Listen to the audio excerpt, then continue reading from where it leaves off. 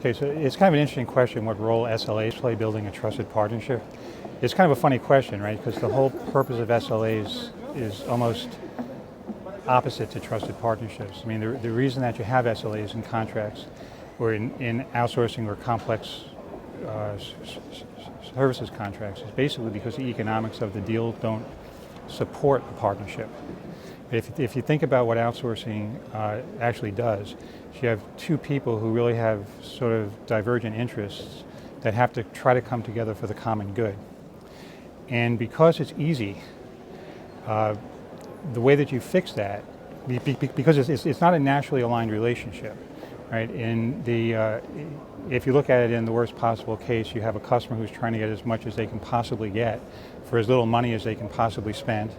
And you're looking for, you're a vendor who's basically looking to do as little as they possibly can and get as much money as they possibly can.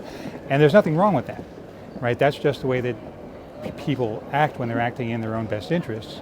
And if the relationship can survive through that, then that's how everybody is going to want to do that. Unfortunately, the customer can't live with that. So rather than actually do the hard work that's required to get the interests aligned naturally, you put SLAs in these contracts. So that gives you a minimum level of performance that you can expect. But more importantly, they're partly designed to make it more expensive not to perform than it is to perform. So if you think about it, that's not really the basis of a partnership. A more interesting way to look at building the partnership is to not really look at this in terms of the body of the contract, but go to the fee schedule. Right? Look at the fee schedule and look at how you can align the fees and the way that the money changes hands to actually derive the right behaviors from the parties. So a really interesting way of looking at this is, let's say that you're trying to drive efficiency and you come up with some sort of an efficiency SLA. Well, an efficiency SLA is by definition counterproductive because you're putting the vendor under contract to put your environment at risk, right? Because you're trying to pump as much as you possibly can through the environment. A much more interesting way to do that would be to somehow move the cost of the infrastructure over to the vendor and then utility price the service that they're providing. Now, that's not possible all the time, but it's a way of looking at it. And it's very fact specific. So the more of the performance drivers you can move into the way that the fee arrangements work, the better it is for the partnership because it naturally aligns the interests, as opposed to an SLA which is built on penalizing somebody. So let's talk about the punitive aspects of SLAs first. First of all, everybody who knows anything about contracts knows that you're not allowed to have penalties in contracts. So there's no such thing as a penalty, right? SLAs are theoretically credits that are due because you're not getting the level of service that you've contracted for. So, but they are really, they really are kind of punitive in the sense that they're designed to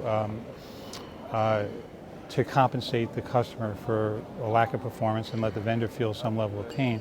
The problem is that what winds up happening a lot of times is that the vendor spends so much time trying to justify why the SLAs weren't met, and the customer spends so much time trying to show the vendor that the SLAs actually weren't met and that they don't have an excuse, that the whole thing becomes counterproductive. Now, the thing about these contracts that people really need to understand is that as soon as you get involved in a situation between a customer and a supplier where you have to have such extensive interaction, the interaction costs go up so high between the parties that the underlying economics of the relationship don't hold anymore. Then what happens is you start to see things like SLA failures, you start to see customer satisfaction go down, you start to see a lot of the soft indicators start to decline. But what's really happened is you've introduced so much cost and complexity into the relationship that it becomes irrational for the vendor or for the customer for that matter to actually be in the relationship anymore. Unfortunately, the economics will always seek equilibrium, and the places where they seek equilibrium will wind up being in the soft services, so the soft indicators. So it can be quite counterproductive having very harsh, very punitive SLAs in a contract because it typically drives the wrong behaviors. On the risk aspect of it, what you find is it's very useful, I think, to break risk into risk allocation, risk mitigation. What most contracts do and where people spend most of their time when they're contracting is in risk allocation. And This is particularly dangerous because it feels good, number one. Number two is that it's something that when people compare contracts, they compare them a lot of times based on the risk allocation clauses that they've gotten. So you look at things like how many service levels do I have, how drastic are they, how big is my at-risk percentage pool, how large a limitation of liability have I achieved. Well, what all these things are doing is these are all allocating risk from the customer back over to the supplier. Unfortunately, the negotiation time is spent on that, and it's not spent on risk mitigation, which is actually much more useful to the business.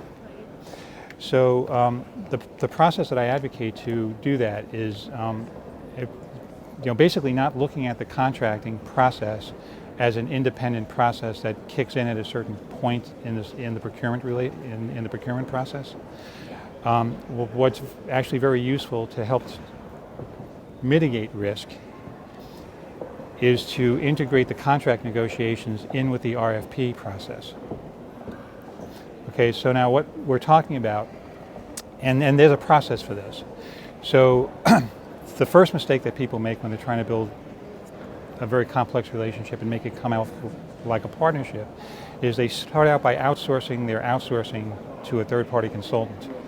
And that's usually a mistake. Not because the third-party consultant doesn't provide value, because they oftentimes do, but you should be using them as consultants. You shouldn't be using them to do what you should be doing.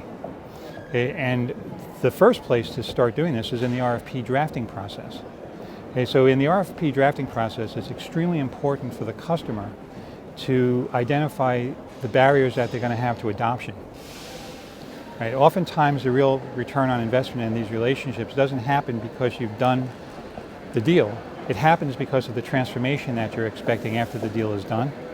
But if you don't identify what your barriers to adoption are, you're never going to see that transformation, and you're never going to get the ROI on the deal that you're looking to get. So looking for those barriers is really, really important. Now,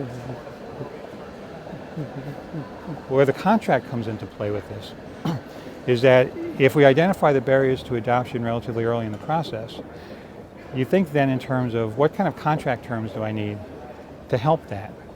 So for example, let's say that you're doing a project that's highly transformative, but you're going to have very, very severe resource constraints.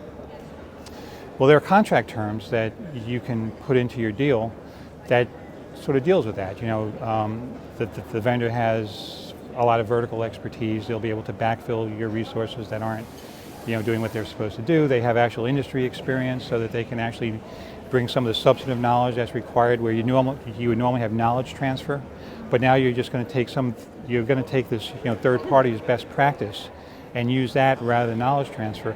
You can basically get through things like that. The problem is you can't wait until you get to the contract negotiations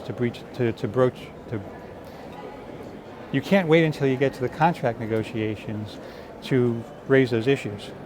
And you don't want to put a contract and those kinds of terms on the RFP. So what you do is you take the contract terms that you're looking for, you translate it into business language, and you come up with questions for the RFP that basically pre-negotiates these kinds of terms. Now you're doing that for two reasons. One is that it's much easier to negotiate problems with problem solvers, which is what you have when you're engaging the sales team, than it is dealing with risk allocators. That's number one. Number two is that you need to make sure that when the vendor does their financials, that the kinds of requirements that are sort of bespoke, that are unusual to you, that represent your barriers to adoption are taken into their taken into their pricing models. Classic example is it's not uncommon for people to outsource to drive process realignment, right? So in the objective section of the contract, it talks about things like becoming ITIL compliant and becoming CMI level 3+ or whatever process standardization you're looking for. The problem is that the vendor can build that standardization into their pricing model, okay? And the way that you deliver services under a standardized delivery model is different than the way that you deliver services under a bespoke delivery model. So now, if you understand that you are going to be very resistant to the kind of change that's required for that standardization, you run the risk of basically blowing the pricing model for the vendor. You don't want to do that. So getting these kinds of barriers identified and dealt with up front is extremely important to the integrity of your deal. That's an interesting question. How do you do a contract so that as your business changes or as technologies change, the contract can change with it? And I'm not going to answer that the way that you asked the question, because what people look for when they ask a question like that is they're typically looking for specific contract language that they can build in.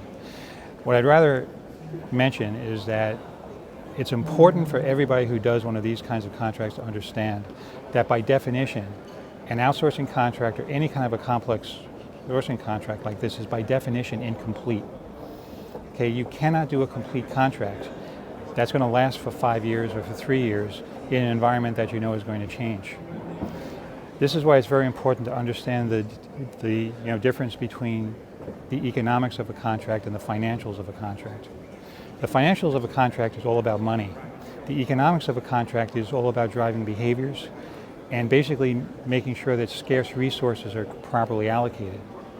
So if you can keep your economics right, and there's a lot more to that than just financials. Financials is a part of it, but you also have to look at governance, and you have to look at change control, and you have to look at change management, and you have to look at all of the various aspects of the relationship that drive how people are going to behave and deal with those, and it can't just be done as a function of cost.